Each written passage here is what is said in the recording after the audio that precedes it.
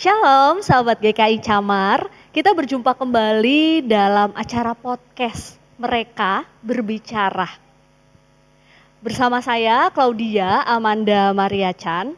Kali ini kita akan sama-sama membahas sebuah tema yang menarik, yaitu pelayanan gereja dan keluarga berbeda. Saya nggak sendirian tentunya, sahabat GKI Camar. Bersama saya sudah ada narasumber. Di sebelah kanan ada Pak Pras atau yang biasanya disapa dengan Kak Pras dari Komisi Anak. Dan sebelah kiri saya ada Bapak Penatua Fritz yang menjadi bagian dalam majelis jemaat. Kita saat ini akan sama-sama, tadi sudah disebutkan ya, temanya episode kali ini kita akan membahas tentang pelayanan gereja dan keluarga berbeda. Apakah memang gereja dan keluarga adalah dua hal yang berbeda, ataukah harus dipisahkan, ataukah harus digabungkan, atau bagaimana? Nah, maka dari itu kita akan membahasnya sama-sama dengan narasumber-narasumber kita. Kita akan langsung saja ya, biar tidak terlalu lama. Kita akan membahas pertanyaan yang pertama, yaitu mengapa banyak orang yang aktif nih, bapak-bapak melayani di gereja, tetapi dia kesulitan hadir dalam keluarganya. Mengapa banyak orang aktif menggebu-gebu pelayanan dalam gereja, tapi dalam keluarganya itu kayak tidak ada. Nah, menurut pendapatnya Pak Pras nih yang pertama nih, bagaimana? Ya, sebenarnya jangan dipisahkan ya. Tetapi bisa saja orang mengatakan saya lebih nyaman melakukan pelayanan di gereja daripada di keluarga. Karena kalau di keluarga sudah ketahuan belangnya. Kalau di gereja masih bisa ditutup-tutupi. Tapi semoga bukan itu ya. Semoga bukan itu. Ada banyak sekali pertimbangan-pertimbangan kenapa belum bisa melakukan pelayanan di keluarga. Sementara satu sisi yang bersangkutan menggebu-gebu untuk melakukan pelayanan di gereja. Cuman mungkin harus diingat juga bahwa keluarga adalah gereja kecil. Pertama kali kita dibentuk di dalam keluarga kecil. Di dalam gereja kecil, sebelum akhirnya kita masuk ke dalam gereja yang besar. Menurut saya itu, Kak. Oke, terima kasih Pak Pras. Sekarang kita berlanjut ya kepada Penatua Fritz. Pak Fritz, bagaimana pendapat Bapak nih? Saya setuju dengan Pak Pras ya, bahwa gereja dan keluarga tidak bisa dipisahkan. Hanya saja kita seringkali tidak bisa memprioritaskan waktu kita. Memprioritaskan akan diri kita, kapasitas kita, apakah kita mau melihat pelayanan itu kepada Tuhan ataukah mengaktualisasikan diri kita gitu. Terkadang kita melihat keluarga itu hanya tempat di mana kita bisa tidur dan kemudian keluar bekerja, kemudian kita aktualisasikan diri kita dengan orang-orang di luar keluarga karena mereka tidak mengenal kita lebih baik daripada keluarga kita gitu ya. Jadi seringkali kita tidak bisa memisahkan bahwa diri kita ini adalah pribadi yang merupakan ciptaan Tuhan gitu ya. Kalau kita ini keluarga yang Tuhan bentuk, maka gereja juga adalah Tuhan yang bentuk gitu. Dan gereja itu berangkat dari keluarga.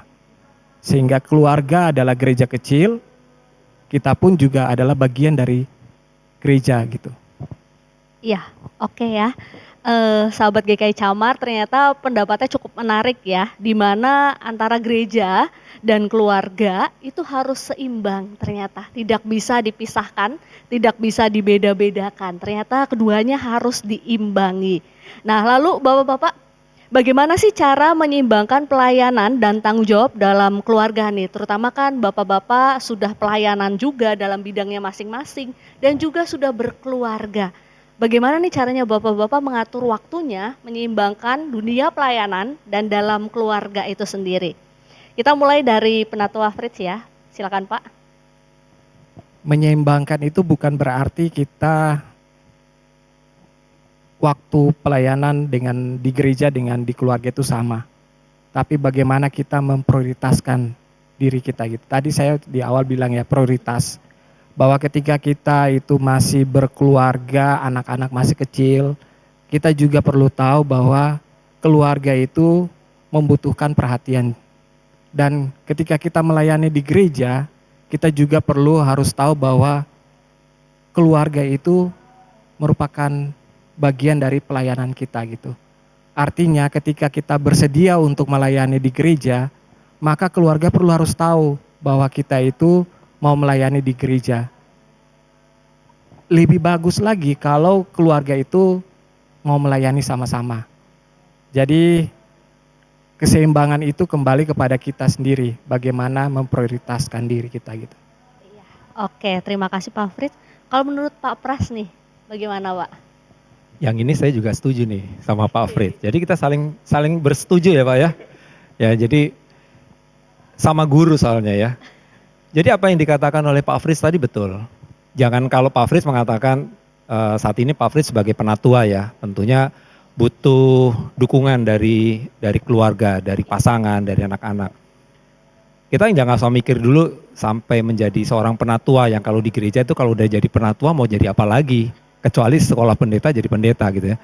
Tapi bagaimana misalkan saya diminta untuk masuk dalam anggota tim multimedia, itu pun nggak bisa saya enak-enaknya, oke deh gue mau. Saya tetap harus memberitahukan paling tidak kepada keluarga. Karena saya dapat tugas di kebaktian pagi, sementara keluarga di kebaktian sore. Akan ada waktu yang tidak bersama untuk beribadah bersama. Jadi di sini yang dikatakan keseimbangan bukannya 50-50, bisa jadi 30-70, tapi di mana di situ ada tanggung jawab yang sama, itulah bentuk keseimbangan. Saya melayani di gereja, tapi saya tidak meninggalkan tanggung jawab saya di rumah. Buat saya itulah keseimbangannya. Iya, oke. Berarti tetap tidak bisa ya Pak ya ditakar, misalkan tadi ya Pak Pras menyebutkan 50-50. Tetap ada yang kadang kadarnya lebih tinggi, kadang lebih rendah. Asal kita tahu ya Pak ya, tetap punya dukungan semangat dari keluarga juga tadi. Bahkan kalau bisa, ayolah sekeluarga bareng melayani di gereja. Karena sebelum kita mulai dari gereja tadi ya, Bapak-bapak sudah menyebutkan, dimulai dulu dari rumah keluarga kita ya. Oke, Bapak-bapak kira-kira menurut Bapak-bapak nih, apakah pelayanan yang baik itu harus dimulai dari keluarga terlebih dahulu? Kita langsung ke Pak Pras ya. Apakah pelayanan yang baik harus dimulai dari keluarga? Kalau saya lebih senang mengatakan apakah pelayanan yang sehat itu berasal dari keluarga. Ingat bahwa keluarga adalah gereja kecil. Tempat kita bertumbuh, tempat dasar iman kita dibentuk. Jadi kalau kita sudah komit dengan gereja kecil kita, maka pada saatnya nanti kita pun juga akan punya komitmen yang sama di gereja yang besar. Kita dipercaya perkara kecil, kita pun nanti akan dipercaya juga di perkara yang besar. Jangan berharap bahwa pembentukan karakter hanya 2 jam di gereja cukup. Justru 24 kali 7 itu pembentukan karakternya ada di rumah. Sedikit cerita ya. Beberapa teman guru sekolah minggu seringkali mendapatkan seperti apa ya, dari harapan dari orang tua anak sekolah minggu ya. Itu anak saya sudah sekolah minggu setiap hari, kenapa masih nakal terus? Karena ngomongnya sama guru sekolah minggu seakan-akan bilang ini guru sekolah minggunya nggak bener. Sorry bos, guru sekolah minggu cuma 1 jam 2 jam, sementara 24 jam kali 7 anak itu ada di keluarga. Jadi marilah kita tempatkan keluarga kita sebagai gereja kecil. Supaya mereka siap nanti untuk masuk di gereja yang besar. Begitu Kak? Oke, iya terima kasih Pak Pras. Karena tadi menyangkut komisi anak, sehingga contohnya adalah yang relate ya di komisi anak sering terjadi seperti itu ya Pak ya. Oke, kita kembali kepada Bapak Penatua Fritz, silakan Pak. Kira-kira apa pendapatnya? Ya, pelayanan yang sehat atau pelayanan yang baik itu memang harus mulai dari keluarga sebagai lini yang terkecil. Karena dari situ kita bisa melihat bahwa bagaimana kita seorang pelayan nantinya yang akan melayani orang di luar keluarga lain, keluarga kita gitu ya, melayani keluarga-keluarga yang lain, masa dalam keluarga kecil aja kita nggak bisa. Nah dari sini menjadi satu alasan bagaimana kita itu memulainya itu dari keluarga. Nah cerita sedikit dari saya bahwa ketika saya sama istri dan anak pindah dari Depok ke Bekasi, itu kami mencari gereja, dan gereja yang kami mulainya itu dari GKI Camar, kami memulainya dari parenting gitu. Parenting itu adalah lini awal di mana kami itu melihat ternyata gereja itu memfokuskan pada keluarga. Jadi dari situ kami mulai lihat, oh ya pentingnya parenting itu, makanya kami mulai, oh ya GKI Camar ini bisa merangkul kami sebagai keluarga.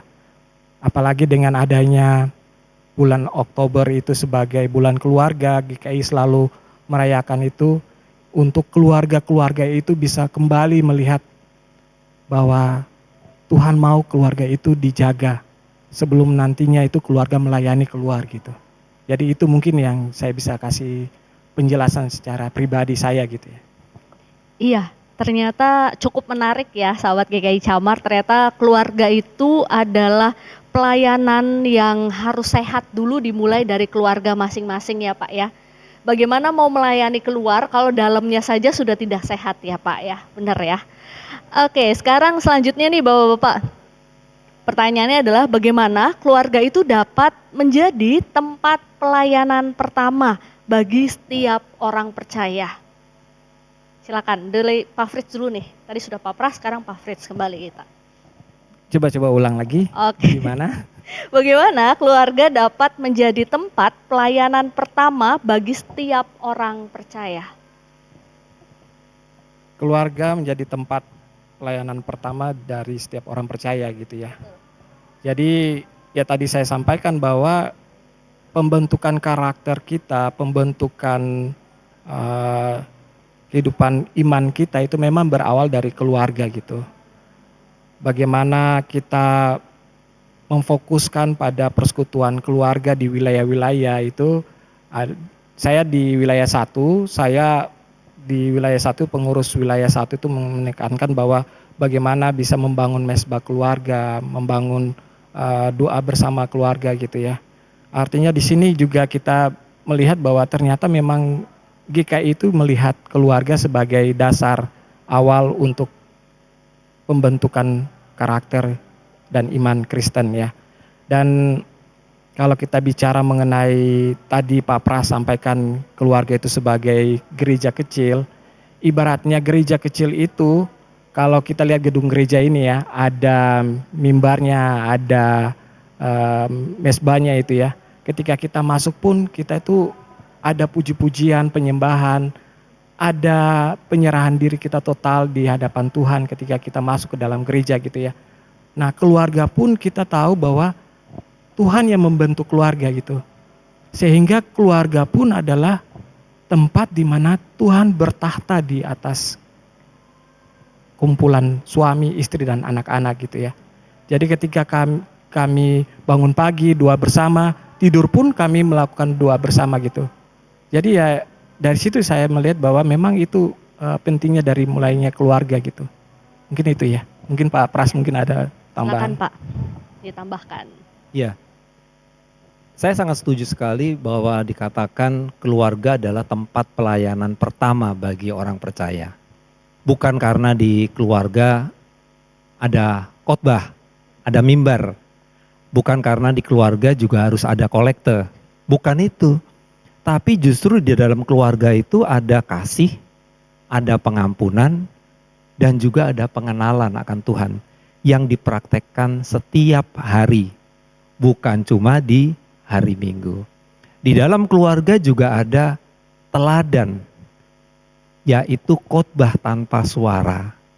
Kalau kita mau dengerin khotbah dengan suara adanya di gereja, tapi teladan adanya di rumah. Bagaimana sebagai seorang ayah menjadi teladan bagi keluarganya. Bagaimana seorang ibu menjadi teladan bagi keluarganya. Bagaimana seorang anak juga menjadi teladan bagi adik, kakak, ataupun saudaranya. Jadi memang pertama kali ya di keluarga. Kalau keluarga sudah siap, ajak keluarga bareng. Yuk bareng-bareng kita ke gereja. Akhirnya di keluarga bertumbuh, di gereja pun juga bertumbuh. Bukan karena nepotisme ya. Oh ini penatuannya bapaknya, pengurus ini ibu istrinya, pengurus itu anaknya. Bukan karena nepotisme, tapi itu harus bisa dimaknai inilah teladan yang ditularkan. Sehingga satu sama lain, yuk kita bareng-bareng melakukan pelayanan di gereja yang besar. Oke, iya Bapak-bapak cukup menarik nih ketika kita berbicara soal keluarga itu kayaknya pelajaran yang akan selalu diupdate ya setiap harinya. Apalagi membawa keluarga kita dalam gereja, lingkungan yang lebih luas lagi. Maka kita harus berkaca dari keluarga kita tadi ya Pak ya. Dibangun dulu keluarga yang sehat sama-sama, dibekali dulu baru ayo kalau mau kita pelayanan bersama. Tadi sudah sempat disinggung juga, ya bukan maksudnya nepotisme gitu ya Pak ya, tapi ya kita jadikan contoh lah keluarga kita selama bisa melayani, ya kita akan melayani Tuhan bersama-sama ya, lebih baik bersama-sama begitu ya Pak ya. Jadi Bapak-bapak kira-kira apa sih tanda-tanda bahwa seseorang itu mulai kehilangan keseimbangan antara gereja dan keluarga mereka? Kalau tadi kan kita selalu membicarakan yang positif, harus dibangun dari keluarga kita, akarnya dari keluarga kita, baru bawa menyebar ke gereja. Kalau sekarang menurut Bapak-bapak nih, di zaman yang serba maju, di zaman yang serba cepat, apa sih tanda-tanda seseorang itu mulai kehilangan keseimbangan antara gereja dan keluarganya? Kita mulai dari Pak Pras ya terlebih dahulu. Ini lampu kuning nih. Lampu kuningnya gimana? Kalau waktu di keluarga adalah waktu sisa dari pelayanan di gereja. Atau sebaliknya, waktu di gereja ya udah sisa-sisa deh setelah saya melakukan pelayanan di gereja. Begitu kita merasakan sisa, itu udah gak balance. Itu udah gak seimbang. Ya. Jadi yang perlu diperhatikan apa? Kalau tadi di awal saya mengatakan keseimbangan itu bukan 50-50. Bukan 30-70, tapi kita minta sama Tuhan, kita diberi hikmat supaya saya juga melayani keluarga saya, gereja kecil saya, tapi saya juga melayani di gereja besar saya. Kalau menurut saya itu yang pertama. Yang kedua, kalau pelayanan itu entah di keluarga, entah di gereja, itu dianggap sebagai bentuk identitas, bukan panggilan.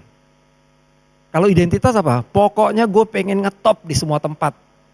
Ya, di mana-mana saya maha hadir, omnipresent.